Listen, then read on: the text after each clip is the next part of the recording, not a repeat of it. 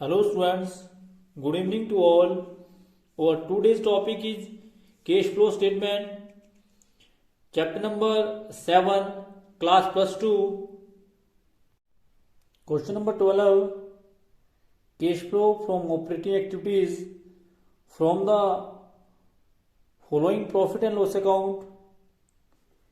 You are required to compute the cash flow from operating activities, profit and loss account for the year ended 31st March 2018. Debit side में to salary, rent, depreciation, loss on sale of plant, goodwill written off, post dividend related to previous year, provision for taxation, net profit. और अगर credit side की बात करें तो credit side में हमारे पास दिया है gross profit, profit on sale of land and income tax refund. तो किस प्रकार से जो है इस क्वेश्चन के अंदर हम जो है इस क्वेश्चन को करेंगे. क्वेश्चन को करने के बाद आपको और अधिक क्लियर होगा. इस क्वेश्चन के अंदर इस बात का ध्यान रखें कि आपने जो प्रोविजन फॉर टैक्सेशन है वो एक बार मेड करना है और एक बार पेड करना है. तो जब आप इसको मेड करेंगे तो एक बार इसको आप एज्यूम करेंगे कि it is the tax paid during the year is equal to the tax made previous year ही बराबर होगा. तो इसलिए एक बार इसको ऐड करेंगे और एक बार इसको लेस करेंगे. तो कैसे करेंगे वो आपको क्वेश्चन करने के बाद और अधिक क्लियर होगा. क्वेश्चन नंबर 12 किस प्रकार से जो है क्वेश्चन नंबर 12 किया जाएगा. आप क्वेश्चन को देखें और ध्यान से समझें. तो सबसे पहले हमारे पास जो है इस क्वेश्चन के अंदर हमने cash from operating activities with the help of indirect method निकालना है. तो हमारे पास net profit during the year दिया है. हमारे पास जो है वो प्रॉफिट दिया है ड्यूरिंग द ईयर. इसको आप नेट प्रॉफिट बोलेंगे. तो नेट प्रॉफिट हमारे पास दिया हुआ है इसमें net profit during the year. सबसे पहले हमारे पास दिया है net profit during the year और हमारे पास दिया है वो 15,000. उसके बाद आप सभी जानते हैं इसमें आप ऐड करेंगे प्रपोज डिविडेंड जो रिलेटेड टू प्रीवियस ईयर है. ऐड करेंगे आप प्रपोज डिविडेंड, प्रपोज्ड डिविडेंड. और प्रपोज डिविडेंड जो आपके पास दिया है वो दिया है जी 18,000. आप ऐड करेंगे इसमें provision for taxation, provision for taxation ये आपके पास दिया है 14,000. इन दोनों को आप ऐड करेंगे. तो आप ऐड करने के बाद जब इनको आप ऐड करेंगे, ध्यान रखें इस बात का, तो ये आपके पास 32,000 आया.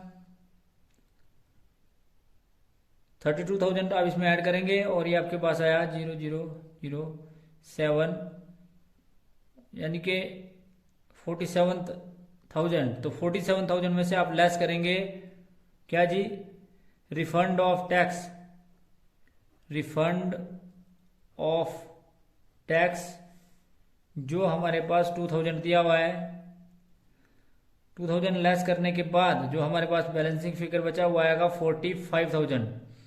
और ये जो 45,000 है ये आपके पास आया net profit before tax and extra ordinary item. ये हमारे पास जो आया 45,000 ये हमारे पास आया net profit before taxes and extra ordinary item. तो हम इसमें से लेस करेंगे, सॉरी ऐड करेंगे इसमें एडजस्टमेंट फॉर, ऐड करेंगे आप इसमें फिर एडजस्टमेंट फॉर. एडजस्टमेंट फॉर में हम ऐड करेंगे सबसे पहले डेप्रिसिएशन. तो डेप्रिसिएशन की वैल्यू थी उसको हम ऐड करेंगे. तो डेप्रिसिएशन हमारे पास इसके अंदर दिया है 3,000. डेप्रिसिएशन के बाद हम करेंगे loss on sale of plant, loss on sale of plant और ये हमारे पास दिया है 4,000. ऐड करेंगे goodwill return of, goodwill return of और हमारे पास गुडविल रिटर्न ऑफ जो दी हुई है वो दी है 5,000. इस सब को हम ऐड करेंगे तो ये आपके पास आया 3 + 4 7 + 5 12,000. तो 12,000 आप इसमें ऐड करेंगे और 12,000 ऐड करने के बाद ये आपके पास आया 57,000. इसमें से आप लेस करेंगे, आप इसमें से लेस करेंगे और जो लेस करेंगे वो आइटम है जी आपकी profit on sale of land, profit on sale of land, और जो लेस किया जाएगा वो आपके पास आएगा 5000। जब आप इसमें से 5000 लेस करेंगे तो आपके पास आएगा 52,000, और ये जो 52,000 है आपके पास आया, वो आपके पास आया operating profit before change in working capital. That means कि आप जो है यहाँ पर लिखेंगे operating profit before change in working capital.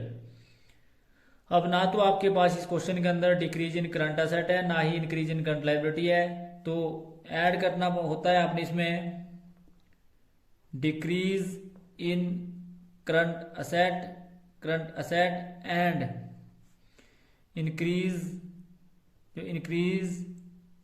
In current liability जो नील है।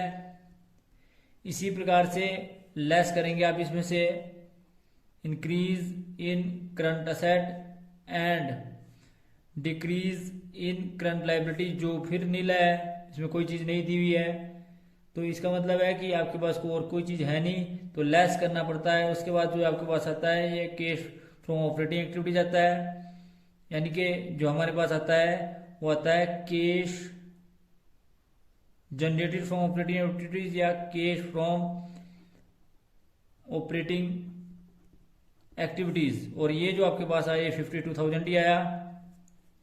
इसमें से लेस करना है आपने क्या, इनकम टैक्स लेस करेंगे आप इसमें से इनकम टैक्स जो आपने एक बार ऐड भी किया था उसको आप पेड भी करते हैं, तो 14,000 आप इसमें से लेस करेंगे। जब आप इसको 14,000 को इसमें से लेस करेंगे तो आपके पास जो आंसर आएगा वो आपके पास आएगा 38,000। जो आपके पास आंसर आएगा वो आएगा 38,000, और ये 38,000 जो आपके पास आया यह net cash from operating activities, net cash from operating activities. तो इसी प्रकार से हमारे पास जो आंसर आया हुआ है net cash from operating activities, जिसको आप बोल सकते हैं 38,000। तो ये था जी आपका क्वेश्चन नंबर जो आपका 12 था। अब हम क्वेश्चन नंबर 13 करते हैं। इसके बाद question number 13, cash from operating activities from the following information calculate cash from operating activities. Statement of profit and loss account, यानी कि क्रेडिट बैलेंस दिया है 1 अप्रैल 2018 में 90,000, और इसी प्रकार से 31 मार्च 2019 में जो क्लोजिंग बैलेंस है, क्रेडिट बैलेंस है, वो 70,000 दिया है। गुडविल रिटर्न ऑफ दी हुई है, इनकम टैक्स प्रोविजन दिया है, transfer to for the provision for doubtful and bad debts, decrease in creditors, increase in stock, debtor at the beginning and debtor at the end, outstanding expenses, profit on sale of fixed set.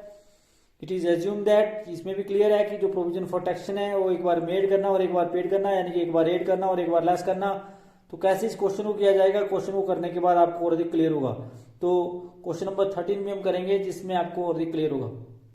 Question number 13 में हमने cash from operating activities निकालनी है with the help of indirect method. तो cash from operating activities particulars,